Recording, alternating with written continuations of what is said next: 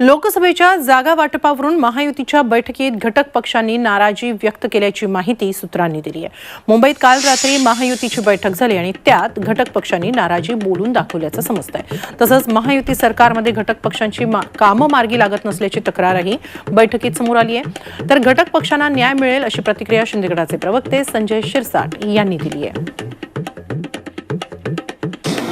प्रत्येकाचं काय म्हणणं आहे किंवा प्रत्येकाला काय वाटतं, इलेक्शन लढवण्यापासून तर जागा वाटपापर्यंत या प्रत्येक गोष्टीवर त्यांची चर्चा झालेली आहे आणि त्या चर्चेच्या अनुषंगानं आता ही जी काही पुढची जी स्टेप आहे असेल, ही राम मंदिर उद्घाटनानंतर